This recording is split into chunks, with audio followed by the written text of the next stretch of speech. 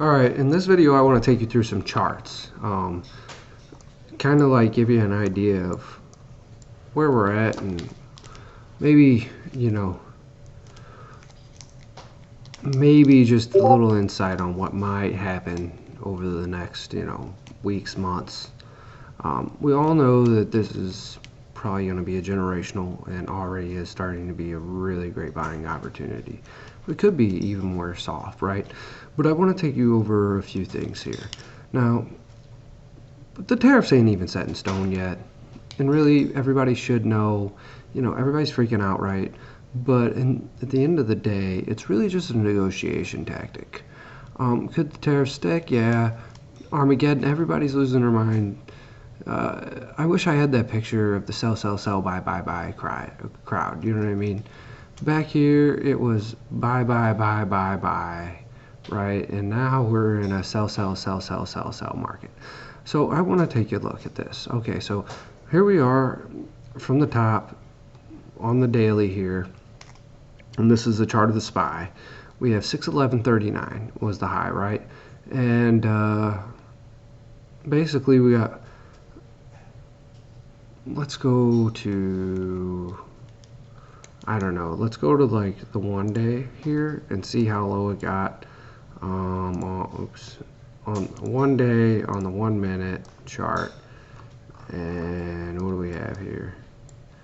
We have all the way down to 505.06. I believe it got down even lower after hours, like 502, right?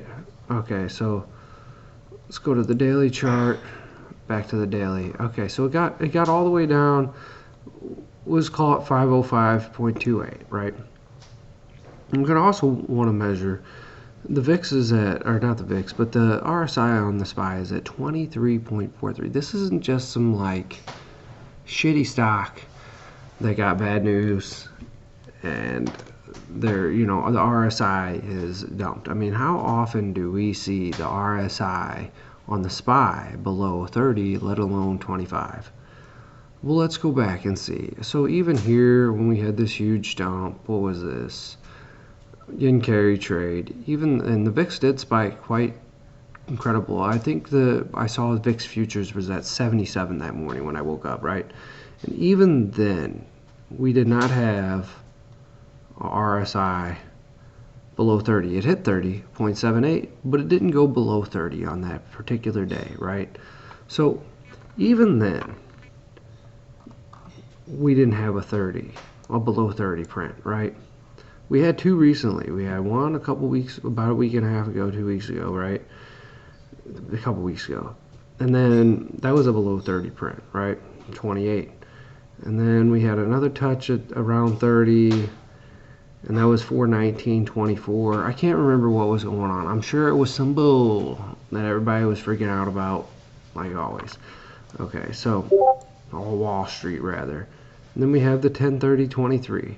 Everybody knows that was right after Israel and reinflation scares and war and blah blah blah. Israel, Hamas, crap, whatever. And we did, hit a pretty low on the RSI, 29. And then here, again, right about 29. And then, so barely below 30. And it bounced both times, right? A pretty decent bounce both times. Okay.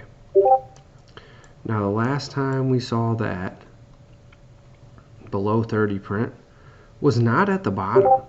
Although it bottomed a couple days later here, and then it had a nice bounce, and then it rebottoms. And that was like at the very bottom of 2022. We'll go over the VIX and a few other things I want to look at here. But essentially,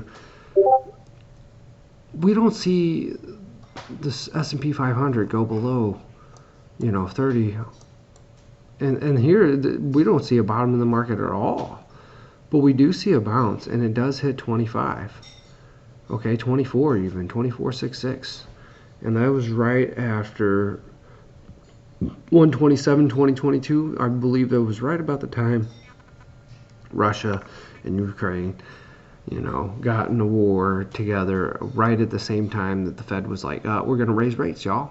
Okay, so anyways, there was also another ugly time for markets. And then we saw what happened. It just kept trending down. But what's crazy is if you look at the high here, let's go to the high here. 457.98 on the SPY and the low 336. So about 120 point dip, right? In total over the course of about 9 months, right? 8-9 months. Because that was all the way back in October 10/13/2022 was when it was like bottomed out, right? And then what we got here 121, 13, 14, so about 9 months, right? 9-10 months, somewhere in there. It took 9-10 months to drop 120 points on the SPY. Now look at this most recent drop. What we got here? We got like a whole month. 218.25 was right about the top. And now what is it? 4.4 here or 4.3? Yeah, 4.4, and we're already down to 505.28, right?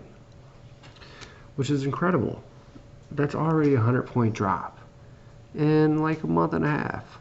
You know what I mean? In about a month and a half, we have a 120-point drop. When did that happen before? Well, and I would argue that COVID is a whole lot worse than the trade war. That really isn't even a trade war. It's a negotiation war. And I just want to bring that up. It's a negotiation war. What do we have here? We had a massive, let's just go to the top here, 314 to 203. So just a little bit more of a drop than we have had right now. Now, I know the percentage is a little more because the points were lower. But what I'm trying to get at here is we dropped just over 100 points on the SPY. And then in 2022, we dropped 120 points. And we're just over 100 points now on the SPY, right? Let's go to another one. We got 265 to 212. So not even 50-point drop there, right? Let's go to 2008. Let's go to 2008. Let's go all the way back to 2008. Here's the SPY in 2008. Boom. Now this was a drop. That, you can argue, was a massive drop. That's 2009, right? And then your 2008 bottom here in November and October, right? It went all the way from 121 to 51. So more than a 50% drop on the SPY, correct, right? But not, and I know this is a bad comparison, but like, that's a 70-point drop. We're talking great financial crisis. Is this for real, great financial crisis? Okay, now I want to go over some things that I saw on Twitter and a few other charts that I saw. So check this out. Okay, let's blow this up here. This guy had some good posts, and so let's go in. Today could be the second day in a row where the S&P 500 fell more than 4.5%. In reality, it fell almost 6%, or right about 6%. This is called right about 6%. So 5+ and then 6% on the following day. This has only happened during some of the worst crashes before. Here's what the S&P 500 did next, right? And we'll click on it and we'll bring it up on the screen. We'll really bring it up on the screen here, right? Check this out. So October 29th, 1929, one day later at a 12-point bounce, or 12% bounce. 2 days later at an 18% bounce. You know what I mean? 6 months later at a 26% up move after 2 consecutive days. Okay, so it's looking pretty heavily in our favor, right? Pretty heavily in our favor that we're going to see a bounce, all right? But this is also, November 6th, 1929. This is 1929, so this is hardly comparable to today. And then, you had your even 1929, November 12th, you had a 5.71, and then 2 days later you had a 2.72, and then a week later it was up 10%. Now I know this is hard to compare, and And, we all know what happened. The market was busted for many, many years after 1929. So let's move up to more current times. May 14th, 1940, still not good. The entire, year later and all this. But we'll go to the more current, like October 1987, right? We had a 5% day the next day, 2 days later 14%, and then a week later 1.2% up, and then 2 weeks later 13% up, and then 1 year later, let's just start looking at the 1 year and the 6 months. 6 months later we had 14% up, and then 22% 1 year later. Wow, right? That's huge. That's massive. Okay, all right. What about November 6, 2008? The next day was a 2.89 and then a 1.58% day.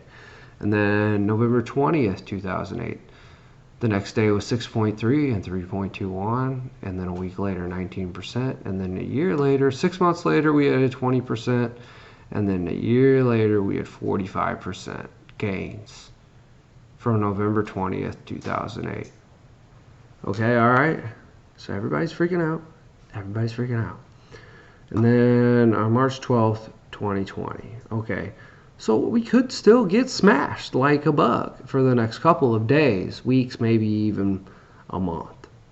It would be hard to say for a month because, like, if you're thinking we're going to still get smashed for a month from here, are we going down 200 points on the SPY? I mean, that would be a massive move down. I mean, we're talking from 600 to 400. We're talking, 30% move down. Does this really call for a 30% move down? I don't know. Especially since nothing's even set into place just yet, right? We could see some different things occur and some better things happen in the market, but who knows, right? But what does it say? 6 months later, 34%, and then a year later, 58%. So what I'm trying to get at here is, on almost every occasion,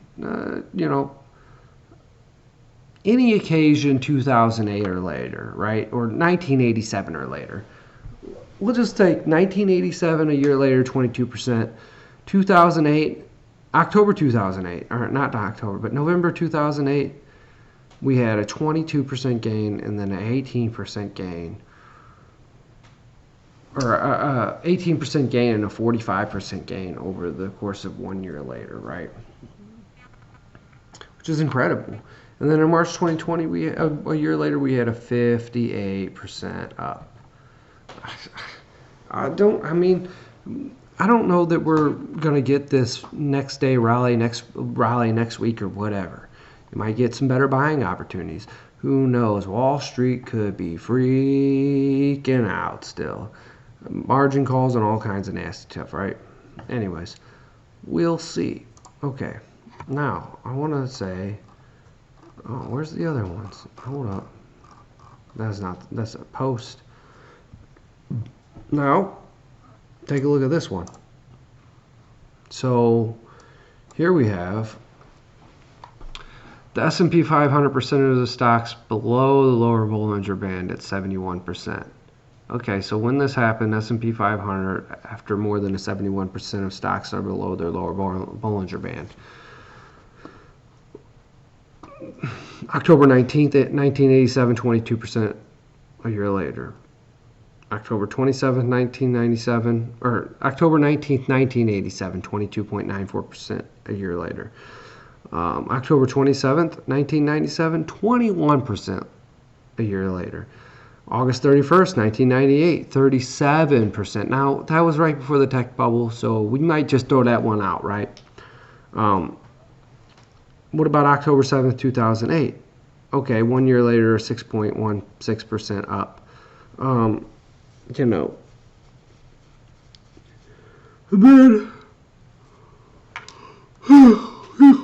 then August 4th, 2011, if you're looking for a 1 week later bounce, 86% of the time it was up 2.69% on average. Okay. If we're going to say August, we'll go August 4th, 2011, the market was up 15.9%. August 24th, 2015, the market was up 15%. And February 27th, 2020, the market was up 27.94% a year later. Now, we also have to understand one particular thing here. There's no 2022 on here. And as bad as 2022 was, and as ugly as 2022 was, are we really having the largest rate hike cycle in history? No. Could we have an issue ongoing in the housing market at this moment in time as the housing market is frozen and we need to lower? The Fed probably needs to lower rates and quickly. And I think that's really what Trump is aiming for here. I don't know, but I do see, you know, the fact of the matter is this. You know, we're probably going to see a magnificent return a year from now. That's what we need to be understanding here. We're probably going to see a magnificent return on stocks. And what stocks I'm going to pose to you, you know, stocks that you really don't even have to research, which you should anyways, but I'll show you here later in this video. Okay, let's do another one.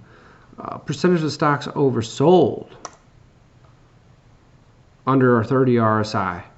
And what happened? S&P 500 after 45% of stocks are under 30 on the RSI. I'm about to point out to you why I think we're going to have a spectacular bounce. Because it comes down to, it's not the amount of stocks that are under 30 RSI. It's which ones that are under the 30 RSI. The ones that hold the largest weights in the indexes. We're about to do this, all right? And every single one of these instances except September 17th, 2001, a year later we were up every time except for September 17th, 2001, and we had a 91% chance of positive at 18.39% gain. Okay, now S&P 500 after 45% of stocks oversold the next day, you know, you still had, you know, red days. Okay. And a week later, you still had a couple red days, but usually a week later, most of the time it was 82% green, right? 2 weeks later, it was about 50-50. And you got a little bit better and a little bit better and a little bit better over time. Okay, all right. I just wanted to bring these up because I found these charts on Twitter and I was like, oh, that's very, very interesting, right? Now, check this out here. Look at this. Where are we? Wow. What did this chart say it was? So S&P 500 daily sentiment just collapsed to 10. This is the bottom 2% of all historic readings. Okay. When do we have these readings? Obviously, that was probably October 2022. This is probably like June, May of 2022. Obviously, that's guaranteed to be COVID. At the same time, we probably have the tariff scare, 2019, 2018, rate cuts, all that, yada, yada, yada, blah, blah, blah, right? So, we have to understand that this is a historic time. And guess what? All these times we're buying opportunities. Were they not? Okay. They were, every single freaking time. So now let's go to something I want to show you guys. Where are we at? Do I have Webull up? Here we go. We'll go back to Webull. Now, let's take a look. Amazon. Where's the RSI? Man, it hit below 30 a couple times here, didn't it? Right? Boom. Man, but this last day, you had a reversal candle here, right?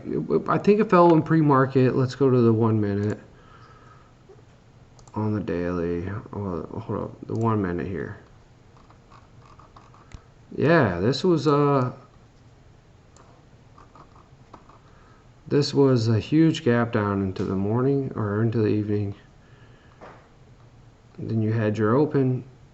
I don't know why it's not showing pre-market. I should fix that on this thing, but it doesn't matter. All we know is I think it hit like 163 pre-market or something like that. Okay, all we know is it came back. It did finish the day up higher than it opened, but it still got ugly at the end of the day.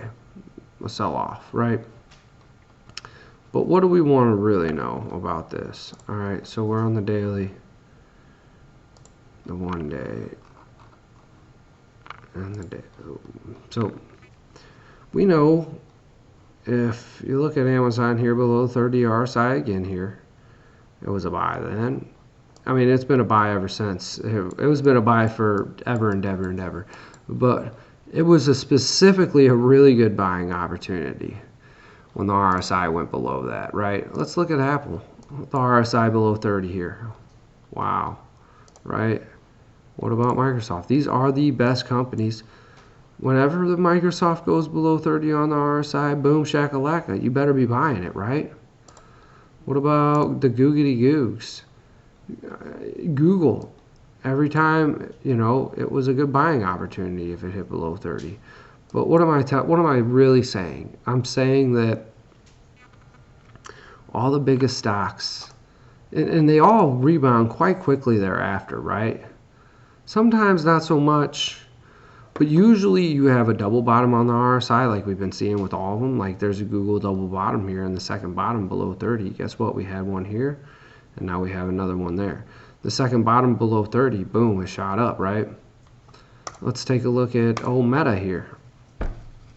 I mean, look at Meta's chart. You've got to be absolutely kidding me on Meta? On Meta? I know it rebounded a little bit. It went to 494, right? You've got to be absolutely kidding me. You know what I mean?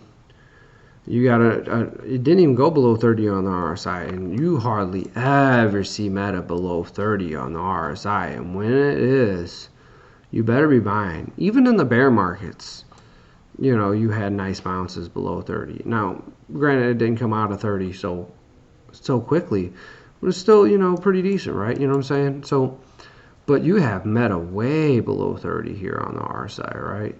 Meta is at a 25 right now on the RSI. Absolutely incredible. I mean, incredible. Let's look at NVIDIA.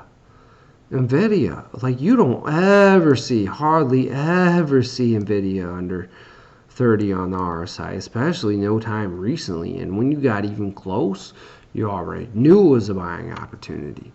All I'm saying is these are all the biggest weights. Let's take a look at Adobe and Salesforce. Let's take a look at Adobe. You already know. Adobe's been having a tremendous fall, rolling off the cliff here. At 349.07 was the close. Jeez Louise. Guess where it's at? It's below 30 on the RSI. Let's go look at Salesforce.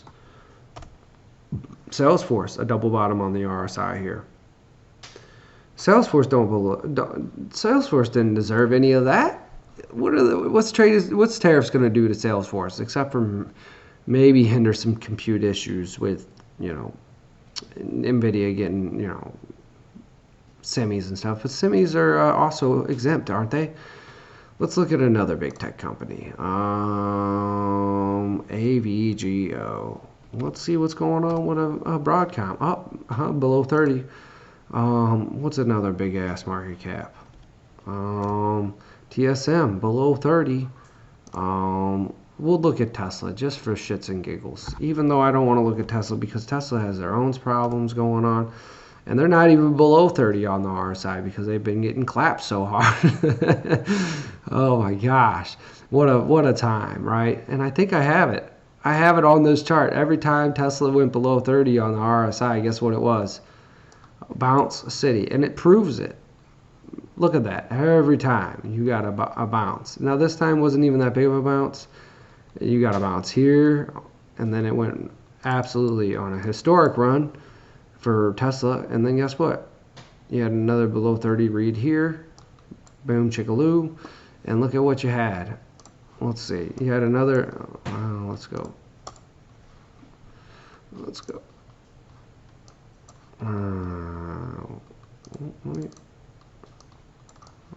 It won't let me draw. I don't know why.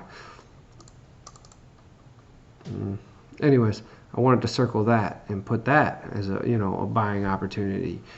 Do we see Tesla skyrocket? Gosh, robots are coming. They are coming. What's another big market cap? What's another big market cap company here? Somebody. Let's see. ServiceNow is a pretty decent sized market cap. It's got to have a decent weighting in the S&P 500. You got your double bottom at 30, right? You got your double bottom at 30. Let's see. I mean, I've covered quite a bit of them, but they're all below what? 30 on the RSI. Ooh, AMD's probably McUgly. I would believe it. AMD double bottom on the 30 on the RSI. Now, AMD is a bit of a fight, but like the forward PE on it is absolutely incredibly low, considering they're about to have a massive, and I mean massive. Oh, well, let's look at Netflix and Oracle. They're about to have a massive growth cycle, right? And we all know that's coming.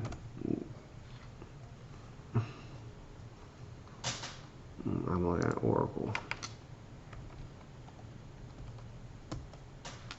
Oracle, right at 30 on the RSI. Let's take a look at Netflix. Netflix. Oh man, Netflix is not at 30 on it, but it's got a nasty head and shoulders going on here. But I don't know that we'll see what happens. What if Netflix falls off a cliff and ends up somewhere in the 600s? Wow, that would be such a buy. Such an opportunity. Such an opportunity. What else? Palo Alto Networks is a pretty decent sized market cap. Let's see what the Pan W is.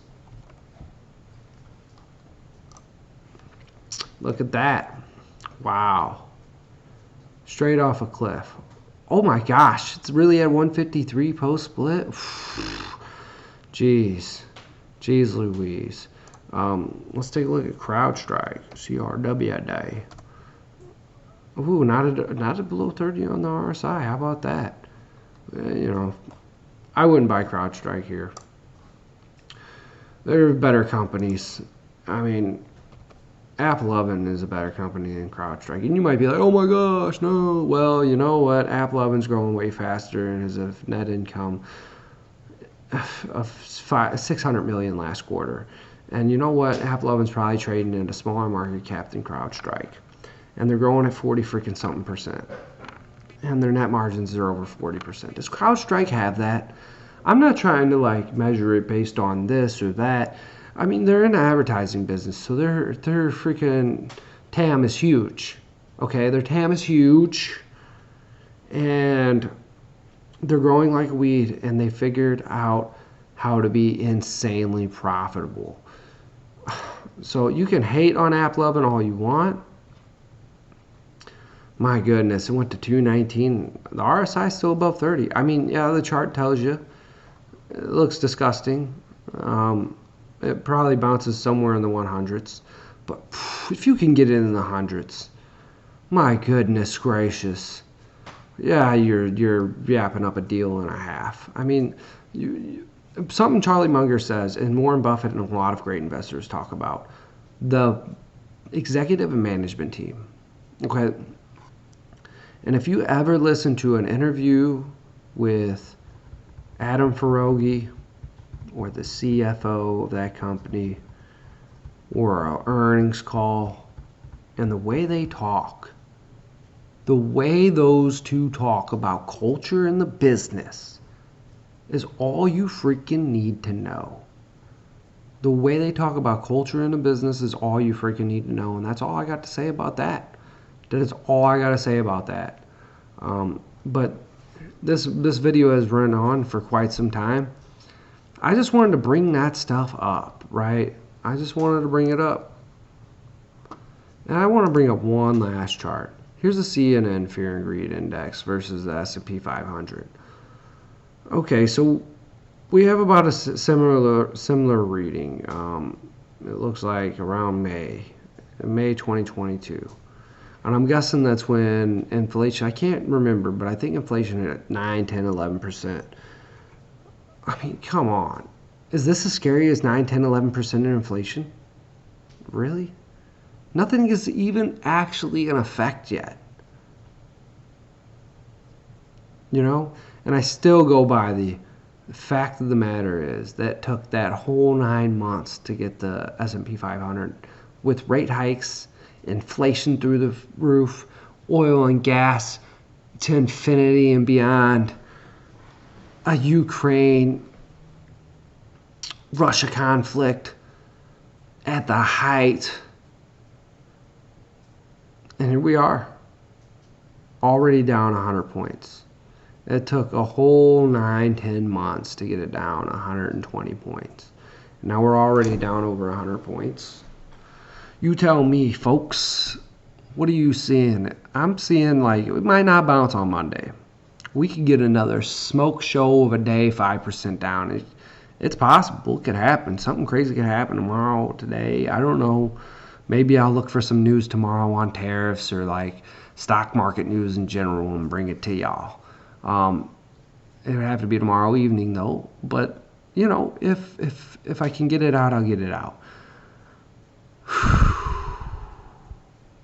Every time this happens, every time we see a massive dip like this, every time, it's a buy as many freaking shares of the greatest companies you can get your hands on. And I just ran through all of them. And you saw the ones that are below 30 on the RSI. Some of those are Meta, Adobe, some of the best balance sheet companies you could even imagine. Best net income, best business models. There's almost no way that those aren't money-making trades or plays or investments or whatever. If you're thinking a year away, 2 years, 3 years. Some companies set up better than others. AMD probably one of the best setups. NVIDIA probably one of the best setups. Meta one of the best setups. Amazon one of the best setups. Adobe is one of the best setups. To be somebody with a lot of money right now would be beautiful. Anyways, y'all.